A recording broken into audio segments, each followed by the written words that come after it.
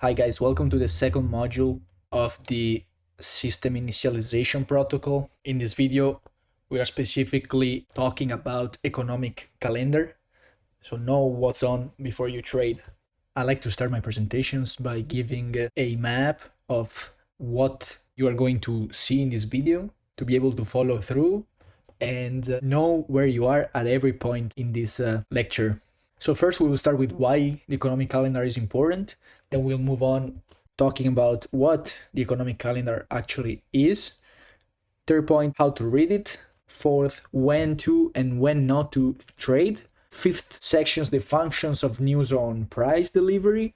And finally, the next steps. So what's coming in the next videos. So why is the economic calendar important? Well, if you jump straight to the chart and you skip the economic calendar, there might be a reason why your trade failed or you witnessed some unexpected price movement.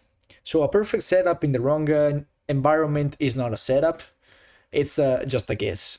So what is the economic calendar? The economic calendar is a scheduled list of events and data releases that governments, central banks, and agencies publish at known times. These events move markets. Not sometimes, they move markets. We are talking about things like when the government releases inflation data, when the Federal Reserve announces its interest rate decisions, when jobs reports come out. These are not random events, they are scheduled and they happen periodically depending on the event we are talking about. This is an example of how the economic calendar looks like. You have every row is a news at a specific time for a specific currency, because there are news for every currency, not only for the USD, of course. Then the impact of it. So we'll see later on that not all news have the same weight. And then the event they refer to. So what are some characteristics, right? So usually news events can be the main volatility injections of the day. That's where players position themselves. This is where the direction of the market is decided for even the next month or months. So how to actually read the economic calendar?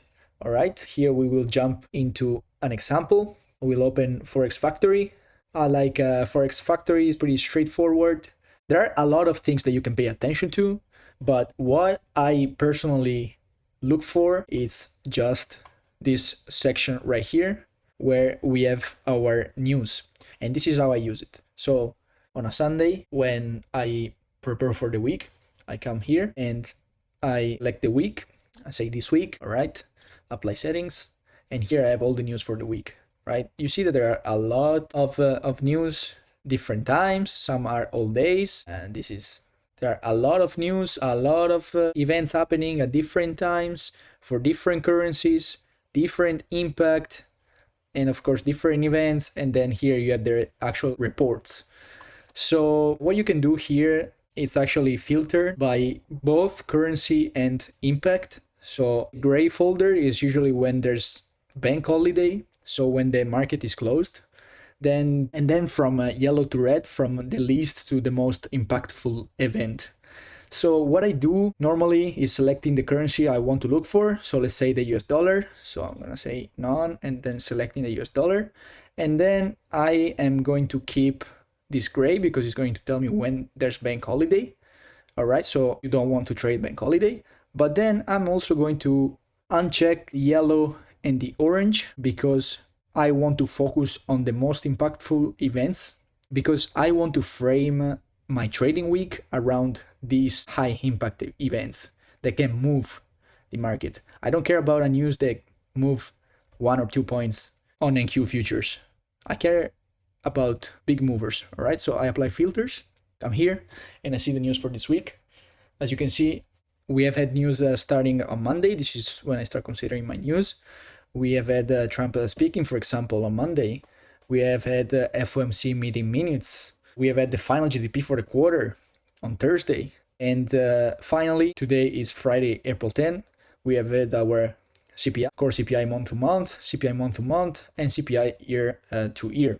We can talk about this news more in depth in another video, But here I just wanted to show you how to actually read Forex Factory. So for example, this final GDP for the quarter, we have seen the previous was 0.7%. Forecast for this quarter, actually for the past quarter, so Q1 of 2026 was 0.7%, and the actual came out lower, so 0.5%. So when I open here, I get a bunch of other details. It's nice to know the effect, for example, or what it measures. If you care about macroeconomics, final GDP quarter to quarter measures annualized change in the inflation adjusted value of all goods and services produced by the economy. And what's the effect? So if this number right here is greater than the forecast, it's good for currency. So if this number comes out greater than the forecast, then it's good for currency, so it's good for the US dollar. Otherwise, if it comes down lower, it means it's bad for the US dollar. Here it tells you the frequency and why traders care. All right. We'll see later on. When you get experience in the markets, you will read the impact of the news from the chart. You will not even care about this number. But it's important to know that these news are happening, I mean, the outcome is very important for the economy. It tells you how the economy is doing, but for the markets, you are a trader, you will give it a different importance than if you were a swing trader, because maybe if you are a swing trader, you care much more about these results. So not every day deserves a trade. The edge isn't in trading more, it's in knowing exactly when to sit out and having the discipline to do it. Because even though you consider yourself a day trader, it doesn't mean you have to trade every day. Not every day is going to be a high probability day with a low resistance liquidity run offered. It's so important to understand it. So here I have what I call red light rules. These are non-negotiable for me. During bank holidays, I don't trade. I know market might be open as long as London is open, so it might be open a few hours during the New York AM session, but it's not actually New York AM volatility. Personally, I don't trade the day before big news events, because here is when who have information already know what is going to happen, and usually on the chart it translates in a choppy or accumulation day. Most of the times, it might happen every once in a while the price has some sort of an expansion the day before, but it's unlikely. And since we want to trade only during high probability days before big news event are not high probability at all. I also don't trade the day of this big impact news until the news is released, because it's just not worth it. We are not gamblers here. We are professional analysts and operators. We are not going to Vegas here. We are picking the highest probability days to look for a trade. That's it. And then I also don't trade at the beginning and the end of periods. What I mean by this, I don't like to trade the first few weeks of the year or the last few weeks of the year, for example. And everything is fractal, right?